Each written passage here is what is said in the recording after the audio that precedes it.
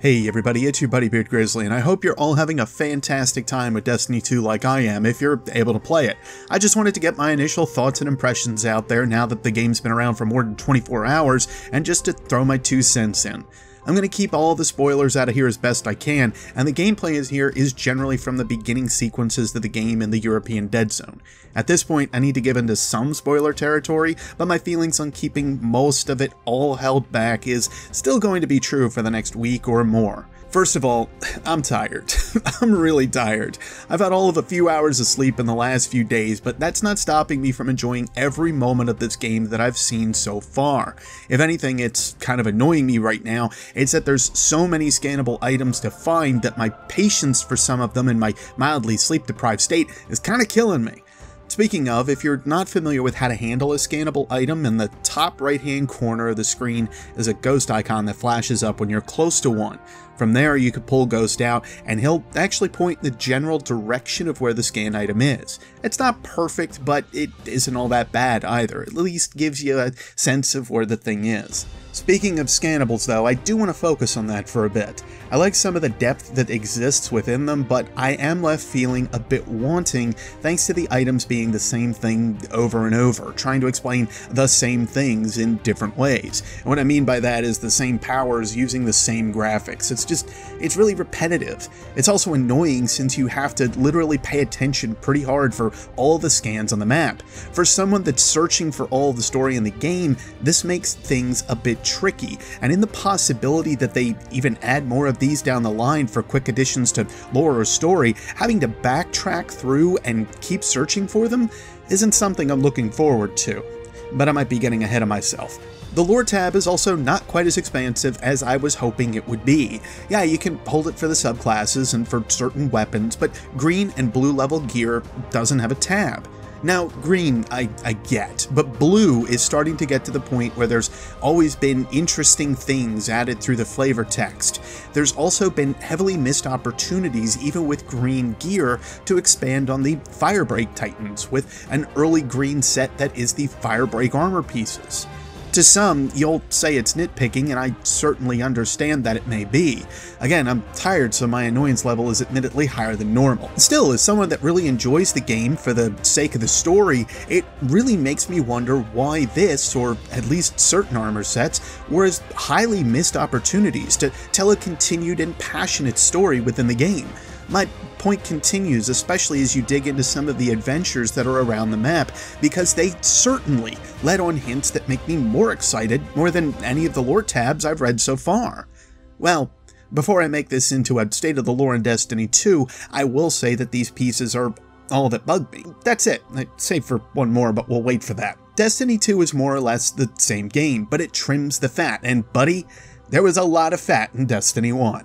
I don't think a lot of us could get away with saying that the game was perfect by any means, but it was a game we loved, all for different reasons. Destiny 2 just grabs Destiny 1 by the scruff of the neck and says, "No, bad, you don't do that on the floor." But seriously, it improves on absolutely every aspect of Destiny as a whole, and yes, we're going to talk about it being a sequel because it happens to have a 2 in its name. I would very much expect the game to feel relatively the same overall, but simply improve on its mechanics. To that end, let's talk about a few points: exploration, gameplay, and character. The exploration elements of Destiny 2 are simply fantastic. In fact, there's so much in one space that it almost feels like I go through some hypersensitivity on the screen in some moments. It's a generally exhausting experience sometimes with everything happening on the screen. To paint a picture of what I mean, say you're in a public event out on, say, Nessus or just in the European Dead Zone. Quickly, if you're not familiar with Destiny already, public events are open world events in which anyone can join in and fight. Usually they take more than a couple people to complete, and some of the encounters can get pretty large and intimidating against some massive foes or waves of enemies. With all of this going on, you end up noticing that there's a chest over in the distance, but you need to keep a bit more focused on the public event that's happening. Then you spot a couple of collectible nodes, like Dusklight Shards or something like that in the European Dead Zone, also a bit out in the distance, but in alternate directions to each other. Meanwhile, you have an adventure, additional story elements essentially, that you're trying to work towards before this public event spawned up, and you notice on the wall the markings of a lost sector, a mini-event in which you can snag even more loot.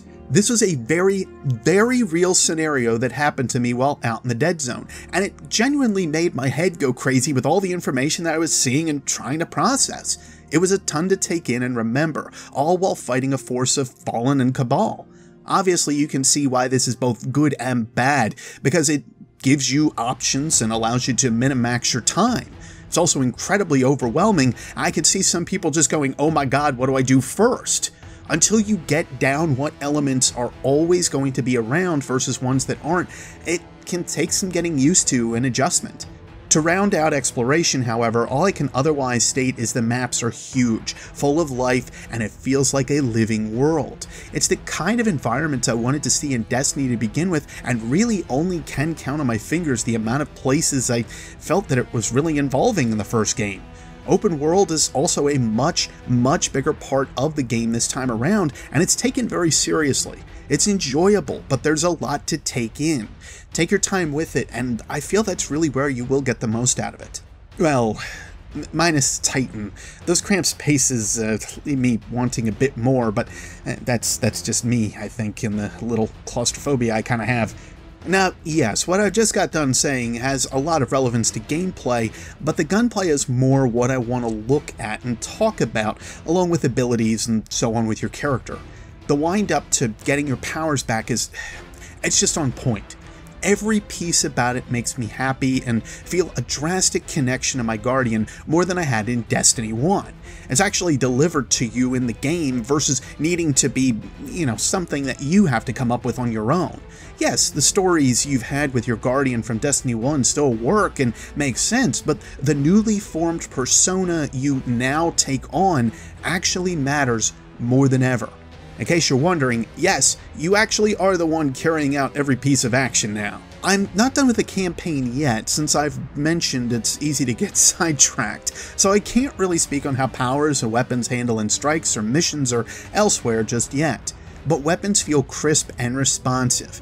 Each archetype has a different style that they fit to, and it's more down to your playstyle and exactly what you're after. This is saying all I have right now is uncommon and rare level gear. We're not even into the legendaries yet. Personally, I'm finding shotguns, grenade launchers, auto rifles, submachine guns, and certain pulse rifles to be a cut above the rest, but I'm also not as much of a twitchy player as some are, so I'm not really into sniper rifles or hand cannons. I've heard good things though. Rocket launchers also feel much more powerful than they did before, and it's a great feeling to cut down a group of enemies with one rocket. Granted, I guess you could question the AI at that point for grouping up a bit, but I'd say not. The AI in this game is quite a bit smarter than normal, with the Fallen moving in very different ways from the original game, and the Cabal adding in a few different weapons and tactics as well. That being said, the rest of the enemies do tend to feel very similar in scope, but again, not really a bad thing with different characteristics and features. I felt the Vex were always a bit more challenging, and the Hive always had been as well. Same with other guys. Yeah, other guys. We'll leave it there. Most of the weapons feel more to what I'd expect of them. All the sounds of the weapons have also been altered, even if just a little bit, to sound more visceral and on key. As someone that's a bit more auditory, I love the changes in the sound mechanics and design. The music also creates this level of atmosphere that I honestly just can't explain. It's just perfectly on point. That's also why I have this on mute, since I've had the music on through my initial playthrough. Just wanted to experience it as they intended, Lastly, we have character, and this is a bit of a mixed bag.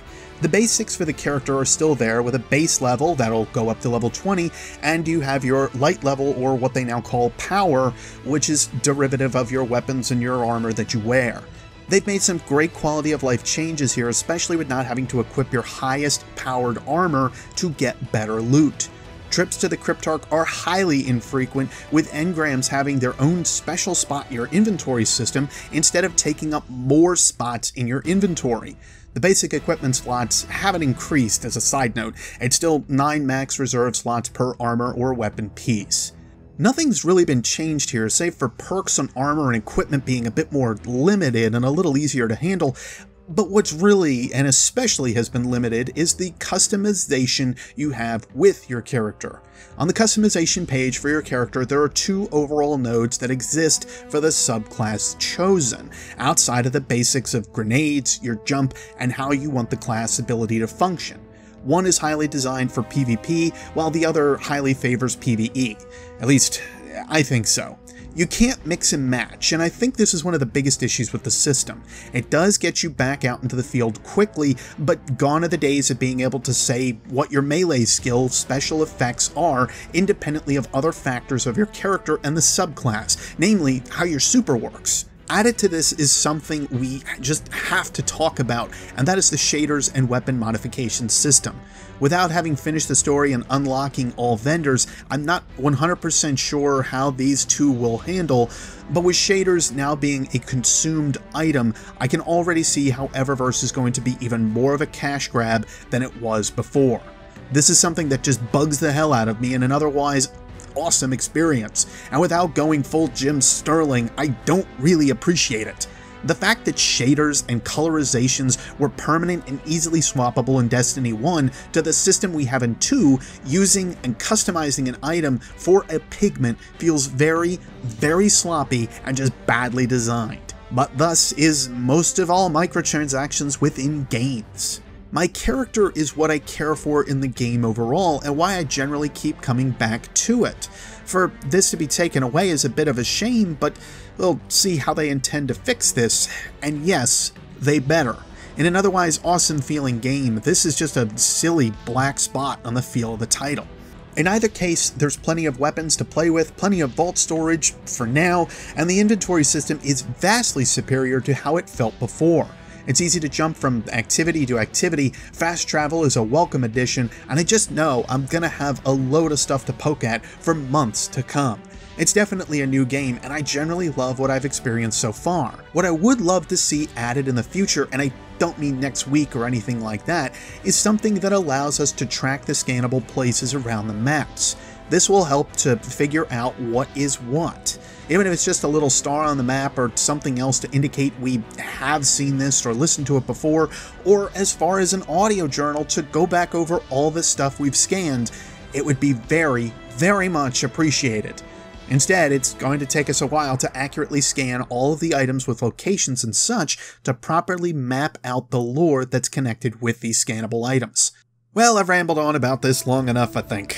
I can't believe how much I actually had to say about this, to be honest, but overall, Destiny 2 definitely feels good. If you in any way enjoy looter shooters or like the original game, then definitely consider looking into this one. At least I think so. I'm not going to place a number value on it yet because I'm definitely not done with the game, but I do see a lot of potential in my early impressions. The next couple of weeks is going to tell me the staying power of the game and what it will have, but considering I was a very harsh critic of Destiny from a gameplay standpoint before, that's not the case here. It just isn't, at least in my opinion as someone that cares for the story and the game deeply. Oh, right, if you need a number, I've put over 12 hours into the game so far, and again, I've not finished the story, and I've given a rundown of the other events that I tend to jump around and do. Anyway, I'll shut up and let you guys get back into the game if you're able to play. Thank you guys for listening, and if you agreed with me or didn't, let me know in the comments below. You can also hit the like or dislike button to show what you think of what I've said. If you're not sure what to say though, leave the phrase, first impressions, because that's what we're all going through right now. That's it from me, and I'll see you next Spacetime Guardians. Take care of yourselves.